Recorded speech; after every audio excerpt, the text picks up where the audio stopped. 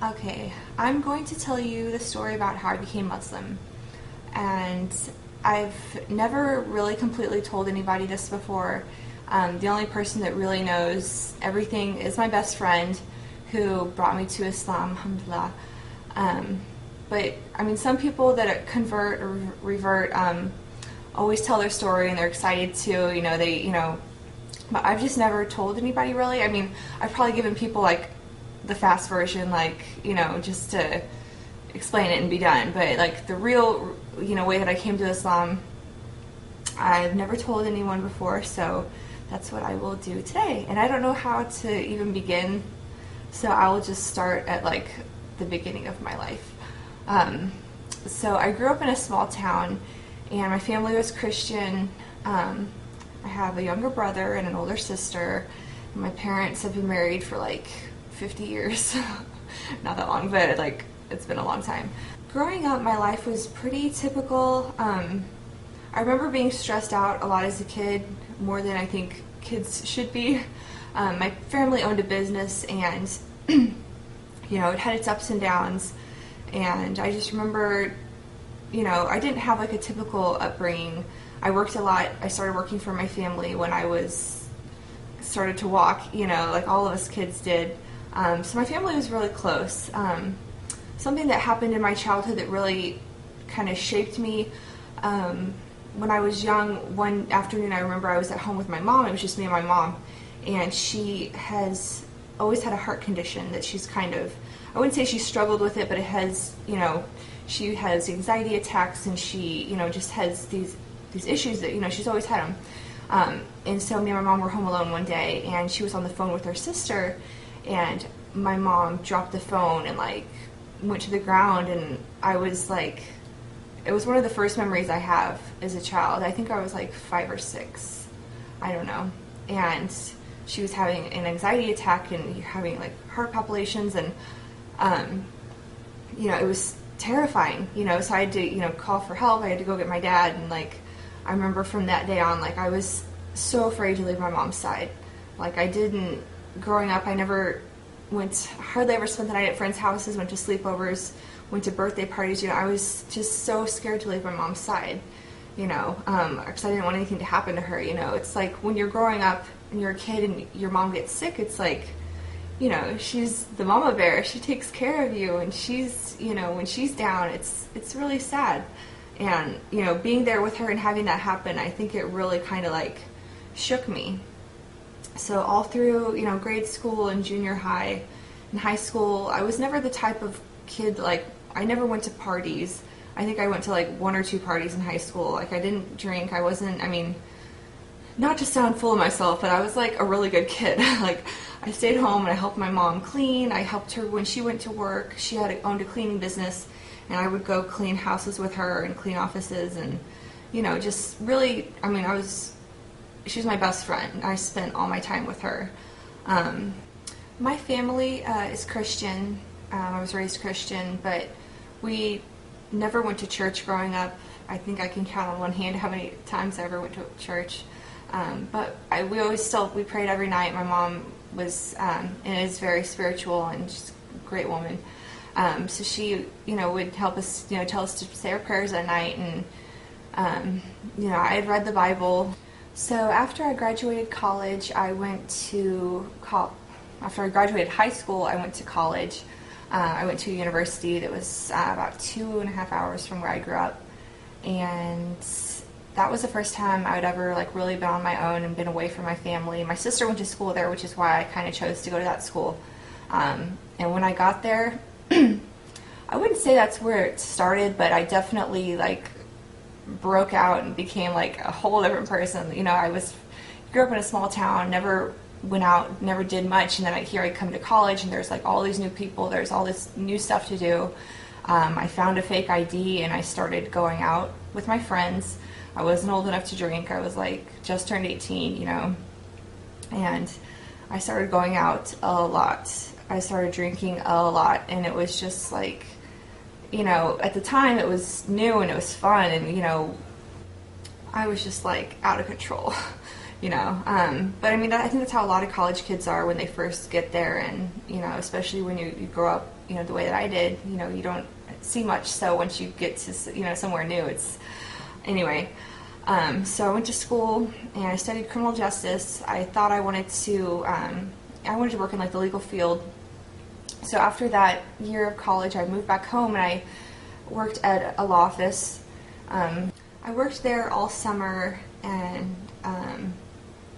then I decided to move to the city that I live in now because my sister had graduated college and she needed a roommate, and I was sick of living in my hometown and I wanted to go somewhere fun, exciting. And so I moved to Kansas City with my big sister. That was kind of scary because then I was really on my own. I was even further away from my family. But I ended up finding a job at a law firm in the city, and I worked there for about a year and a half. And while I was working there, I hadn't really started going out a lot. I didn't know anybody that lived there. I was still underage. I think I was like 19 when I started working there. I became friends with a Palestinian family that were clients of one of the attorneys at the office, and they were just always like the most friendly people. They always came in for their legal matters for their business, whatever. Just very friendly, and I didn't know any Muslims before then. The only time I had heard of Islam was during 9/11 when I was sitting in my classroom in high school and everything was happening. We were watching it on the news. Like I don't even think I ever knew what a Muslim was or had ever heard about Islam until then. And so I knew they were Muslims, but I was like, you have this idea of what you think they are, like they're scary, they're mean, they're terrorists, but then I met them and I was like, oh my gosh, like they're very, very kind people, like very sweet. So I'm just going to kind of fast forward a little bit just to get this going. So I'm working at the law office, and I started having problems there with some of the attorneys. They were kind of harassing me. I wanted to find a new job. I looked for another job, and I was still really young to be working in the field that I was. I was really lucky that I got the job that I had gotten in the city. I tried to find other jobs at law firms, but everyone said I was too young and I wasn't, whatever. It was very hard to find another job. But I ended up finding a job at a club. And so I had started working there. I quit my job at the law office without telling my sister because I knew that she'd probably be pretty mad at me for doing that, but I was just really unhappy there and I had to get out. So I started working at this club and, making a lot of money and around people all the time, made a lot of friends that actually were not friends of mine at all. And so with that comes, I started drinking, going out a lot more now that I knew people and I had new places to go.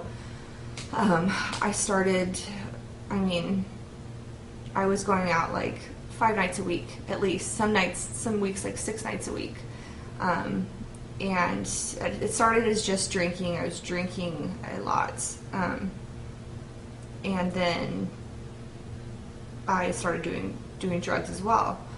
And I was never like addicted to drugs. I think the reason that I did them was because as time went on, I don't know, maybe it was like a quarter-life crisis, I don't know, but I just felt like extremely lost. I didn't feel like I had any really close friends there.